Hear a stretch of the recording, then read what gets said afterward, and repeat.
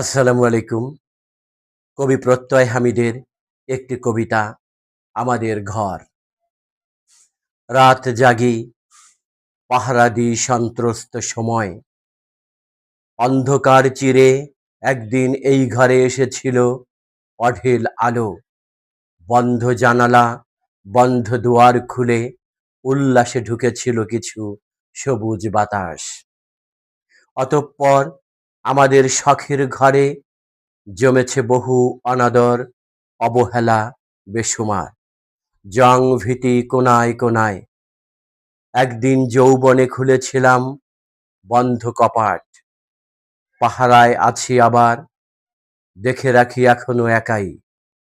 যা আছে ঘরে অবশিষ্ট বেঁচে থাকবার, কেউ একজন আসবে নিশ্চয়। সব জং ঘষে মেজে মুছে ফেলে ভয় ও বিকার এই ঘর ভরে দেবে আলোয় আলোয়।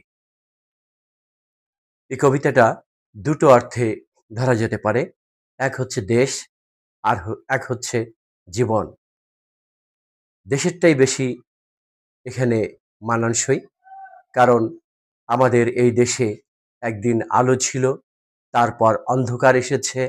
সেই অন্ধকার ছিঁড়ে ফেলে আবার আলো আসবে, কবি এরকমই প্রত্যাশা করছে। আর যদি জীবনের কথা বলি, তাহলে আমার এই ভয়াল অন্ধকার জীবন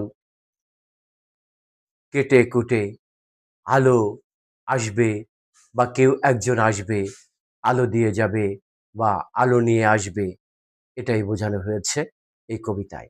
কবিতা সার্থক তখনই যখন আমি একটা অর্থ বুঝবো এবং সেই অর্থ কবিতার কথাগুলোর সাথে মিল থাকবে। আপনি আরেকটা অর্থ ভাববেন যে কথাগুলোর সাথে আপনার ভাবনার সাথে মিলে যাবে। এইখানেই আমাদের ঘর কবিতাটি একটা অর্থ হচ্ছে ঘর বা আমাদের জীবন, আর একটা হচ্ছে এই দেশ।